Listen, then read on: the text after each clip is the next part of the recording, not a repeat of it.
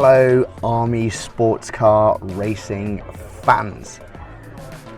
As the title suggests, we are here at the Williams F1 Experience Centre in Wantage, where we are, as the title suggests, comparing the difference of sim racing and how that kind of commutes to the racetrack.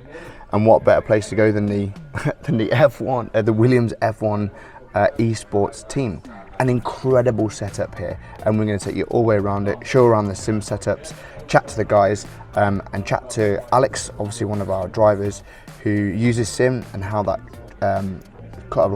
cuts across the racing, and of course speaking to the team here and how they use sim racing to help the F1 drivers and the development drivers on track. So yes, this should turn out to be quite the day. We're very excited to be here, and already this experience centre and the esports suite that they've got here is incredible. Anyway, without further ado, let's get to it.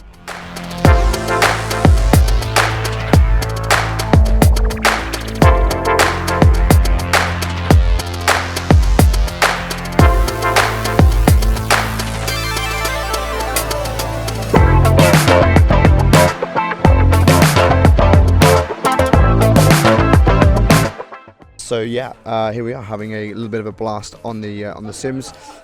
These are what we've got here. I think these are like play seats with Fanatec F1 stuff. It's amazing. Very interesting setup. Alex is beating the esports guys. Would you believe it? Alex, how do you feel about that? Yeah, pretty good. Yeah. You love to see it, don't you? That was a good little battle. There's some good drivers here. Yeah, that was a good laugh. We got F1 23. F1 23. F1 23, and it's Silverstone, a track favourite for Alex. Always, when I don't crash there. I mean, let's not talk about 350Z, but it is what it is. Onward. So, so as you've just seen, we've had a bit of a laugh there. Alex, me, and Ted getting amongst these incredible setups. As you can see, there's absolutely loads here at the Williams Esports suite. But we've been racing, say, on F1 2023 down here, which has been really quite cool. So I think what we're going to do is catch up with Alex, who's going to have a go on the setup I've just been speaking about, which was these over here. And he's going to have a quick blast on that and we'll have a little chat with him. So yeah, really cool. Careful. Oh God, this is how it starts. This is how it starts. Triple monitors is an odd one. The excuses coming out already. Brilliant, classic Alex. Let me know that's hard brakes. Right, so we're gonna chat with Alex now while he's in the sim seat. We're supposed to be showing people on the channel that sim racing and the sim setup transfers across to the circuit, and so far not so good. Corner one was a little bit spicy, but no, it does translate. Funnily enough, as we found out on the F1 simulator. However, first time on this one, all the racing driver excuses, they come in. A lot of cheating from a certain team principal in the back there, but it's not the point. Can you hear the sound? I can. Oh my You need goodness. so much brake in this. Honestly, this video has gone from how club sport racing can be like developed through sim racing to an absolute catastrophe. Are you drunk? Let's just flip him round. I'm not even going to comment. Hang on. Right, let's get this corner. Running commentary. Right, okay. The main issue. You're in fourth gear. What are you doing? This is embarrassing. All right, hang on. Let's see if we can get one corner before we. We're like a minute and a half. Oh my! What is going on? I'm not gonna lie. You're really embarrassing the team right now. I'll tell you what we're gonna do. We're gonna cut to the team principal for his talk of sim racing, and does it transfer across? I know Alex, who we brought down specifically for this, who has not helped the case, but does it transfer across? It absolutely should be, but we're not presenting ourselves with that right now. With with Alex not even able to put a corner together, which is interesting to say the least. So from a team principal perspective, how do you see this being used within the Army Sports Car Racing team, and how we go, with all the things that we're planning on doing, how do you see this? Sorry, this is a disaster lap. disaster lap. And there's your intro bite right there. Yeah, so how do you see this kind of like, you know, how do we as the Young Sports Racing Team use this to kind of better our drivers and, you know, prepare guys for tracks ahead and what we intend to do with the team? Yeah, so Alex is going around Silverstone GP circuit at the minute. Obviously, our annual race, the 6-hour Hollybucket relay race at the end of the year, is on this layout. So, you know, just being able to get your eye in on the corners, understanding braking points and turning points is all really key for both people that haven't been on this circuit or layout before and people that are very experienced on this layout.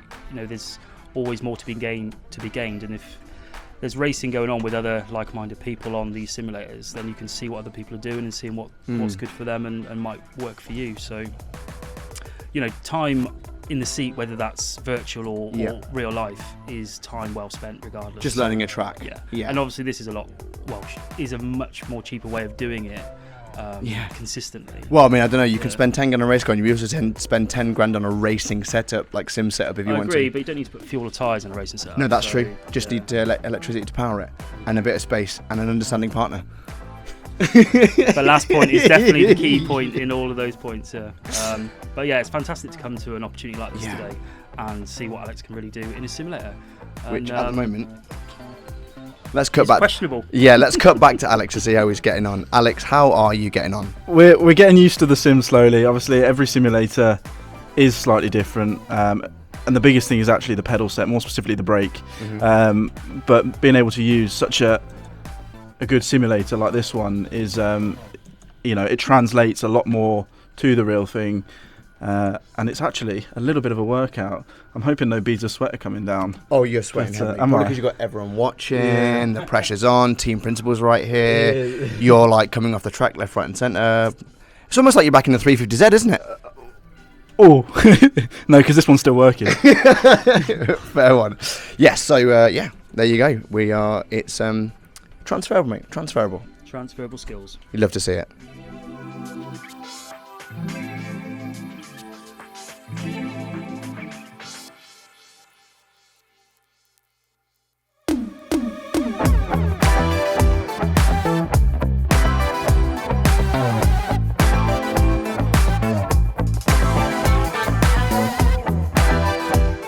Right, so we are going to talk to a professional. Jack, you work here at Williams. You run the esports side of life. Yes. Or kind of one of the events plans and stuff. So again, we were just talking about, like you say, from our sort of like amateur racing level, club sport level, of how it kind of transfers across. How do you guys use this sim racing and esports side for both Williams and the development stuff? So with the esports team, we are within Williams Racing, but we have a big roster of the drivers. I think about 30 drivers that are paid as their job to drive with Williams in the esports team. So there's a lot. There's also engineers, coaches, dietitians, psychiatrists. There's a whole round esports, everything for esports. That's everything to get as much human performance as we can out of them. Bit of a difference. So yeah, it's really. That's wild. Yeah, it's really cool. It's a really cool project to be a part of.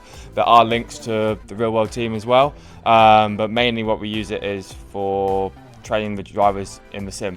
I myself am able to, I've got the opportunity to drive in real life, and I still very much use a simulator.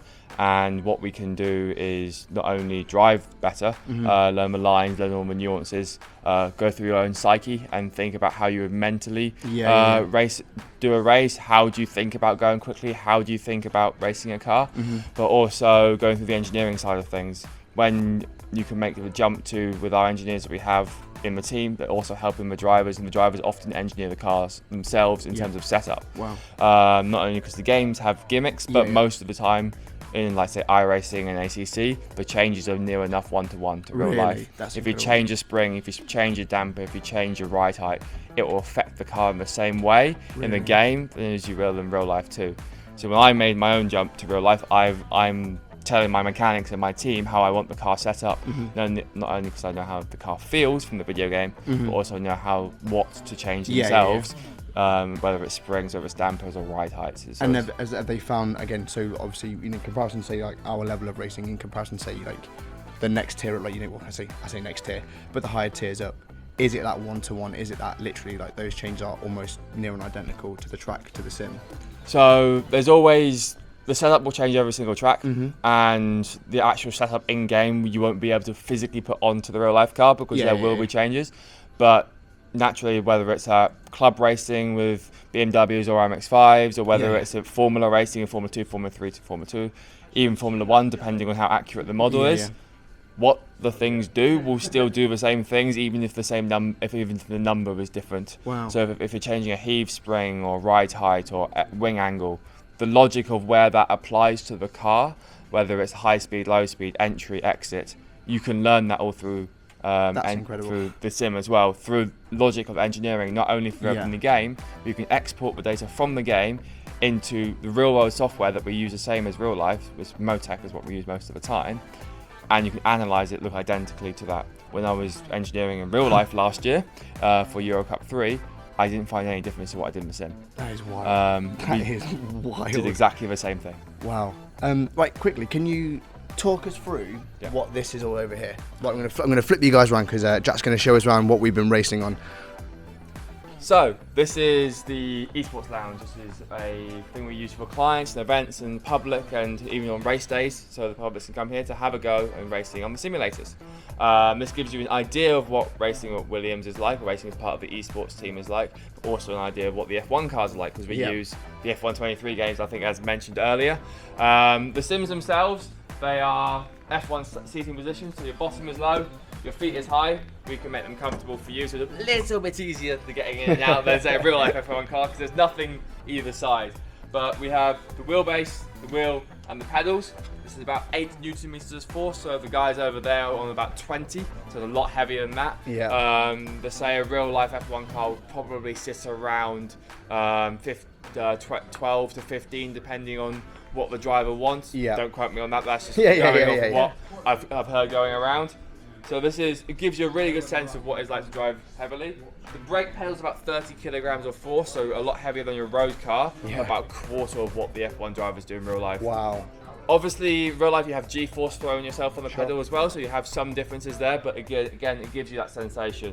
Headphones, they weren't talking to each other earlier today because I think it might get a bit loud, but we can have you talking to and from the pit wall over there as well, because this is the 2015 pit wall that went around the world of Williams. And we now run the simulators and the events from it, even to the point where you can see over in the corner where people can sit on the sofas and they can watch the racing that each of these guys is doing as well. That is wild. So that is an actual pit wall. Yes. For that's amazing. It's really cool. So it's all those little bits of details, because we have some of the esports trophies, some of the real life trophies in here as well. So it gives that sort of sense of environment for people to do when they come here on the race days, or as corporates, or as like yourselves, to get a sense of what Williams is, because Williams now, as I said, a lot more than just an F1 team. To the point in which how close esports is, we even have basically the same trophy as those that won the 24 Hours of Le Mans did in real life, for the virtual one, because it's that supported that closely. That is insane. Mate, well, thank you very much, Jack. I think, that's wild. Thank you so much for your time, and again, thank you for supporting this day. Awesome work. Thanks, Jack. Cheers. Cool, perfect.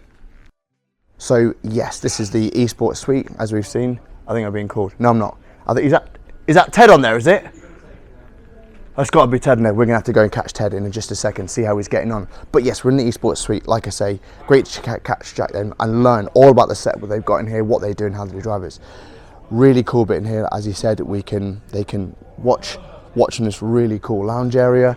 You've got an actual pit wall in here, as Jack was saying there. Incredible. But what's really, really cool is, I'm going to have to flip it around for you, because we've got like some helmets from some of the greats. We've got Mark Webber in here. We've got Nico Rosberg there, Nick Heidfeld, Juan Pablo Montoya, Jenson Button, Ralph Schumacher, George Russell, Logan Sargent's there, Alex Albon with his 2023 helmet on. Personal favourite of mine, we've got David Coulthard's helmet, and of course the absolute legend that is Martin Brundle. His helmet there, but some really cool helmets from the ages there. So yes, as you can imagine, really, really cool to be here. But it still continues. We're gonna have to go a bit further on, because it still continues. So we've got more sim racing setup, but this is what I really want to show you guys. This is wild. This is easily the biggest scalextric track I have ever seen. Check this out. Let's flip you around and show you. Look at this thing. How wild is that? It's got, like, you know, you've got a classic pit crew in there, cars throughout the ages, stands, lots of different scalextric cars. This track is absolutely wild. A little marina, helicopters, there's some Spitfires up in the top. This is absolutely wild. So yes, what an absolutely incredible esports suite, and yeah, just brilliant.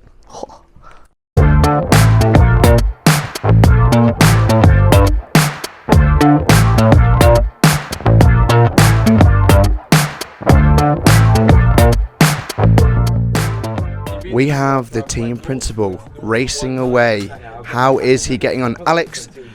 Okay, so obviously I know we were joking around on the last one. Hang on 2 seconds, I'm going to flip you over. Hang on. So yes, as we were saying, coming off that sim, this one, the difference between the one we were goofing on earlier on, the 2023 one, to this, like, lots of like next level setup. How was it? Yeah, this setup is quite phenomenal, actually. You know, the biggest thing is the pedal box. I briefly mentioned it before, but getting that sort of proper feel in the brakes and actually having to sort of tense your body is really great to sort of practice and feel. And then the triple monitor setup, I've never done that before, so it's enforcing your gaze to turn and look ahead of the track. So it's, you know, correlating to the real thing. It's awesome, and Dan's also bad at this, so it really is. It really is accurate. In all fairness, we will flip it round and we'll just see how the team principal's getting on. He's flying around. He doesn't look too happy, but you know, we'll get him anyway. He's living his best life. Here he is on the circuit, living his best life around Silverstone. How you finding it, team principal? The braking is fun on this, that's for sure. I think he's got a 100-kilo pedal or something, I think they said. Well, we can literally see the beads of sweat pouring off you. Cool as a cucumber, mate. In all fairness, I am aware that when I get on this in a second, I intend to be destroyed and taste of my own medicine. But how does it feel? It's actually really good, to be fair. I've not really driven a sim of this quality before, and it is night and day difference between your sort of middle to good standard sim you might have at home. It's definitely more of a workout, that's 100% for sure. More torque through the steering wheel, just the brake pedal is heavy as hell, and yeah, the dynamics of the way the car moves is really good as well. Really quality training, to be fair, outside of the fun that we're having, because we're all a bit rusty in various areas. It is really good training, so yeah, looking forward to seeing if we can pick up a bit more speed as we get a bit more confidence, maybe. Alex, how's he getting on? He's doing all right, to be fair. You know, he's what? Not 8 seconds. Old dog's got some tricks here. 8 seconds to gain, but you know, you've only done a couple laps. I tell you what's really interesting is looking at the esports drivers, some of the better ones, and some of the better real life drivers. We're matching times pretty well, so it's really great to see the correlation. What I will say is Alex was beating a lot of the esports guys. I will be honest, on what could be argued their bread and butter game, just throwing it out there. I told you, he used to be a semi-professional sim racer. Did he really? A serious bit as well, not a fake one. Whoa, hang on, that's hot off the press. Yeah, you didn't know that. Well, there we go. You have been exposed, sir. Him and Lando are buddies. So we hear Lando. If you hang on. Oh, Williams. All our loyalties lie here. So yes, and you were saying, mate, how's he getting on? No, he's doing well. He's doing well. You're picking up the sim quite well, Dan. It really is. The sim. Every sim is different. There are so many sims out there. So taking the time to learn the sim, then learn the track, learn the kart, how to drive the pedals. It's a lot to learn in one. But actually, the racecraft's there. As an ex-racer, Dan, you should be there. So, but you're picking up speed well. There you go. Well, Army sports car racing fans, that concludes another episode. But before we go, we got to talk about this. The FW36 in that iconic Martini racing livery. How fantastic. I mean, what a way to come to work. And that is in your foyer. You cannot argue with that at all. Anyway, a huge thanks to Williams Racing Esports Team and all the guys up in the Esports Lounge. An incredible setup, the different sim setups, getting to have a go at those, the difference between the kind of the play seat versus the sort of the iRacing setup. Incredible to get to have a go at those.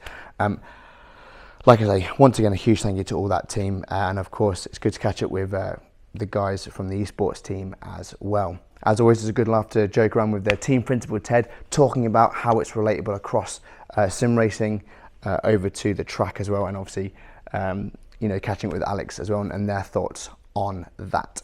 Anyway guys, that's enough from me. I've been Staff Sergeant Dan Morton. This has been the Army Sports Car Racing Team, and we'll see you on the next one. Bye bye.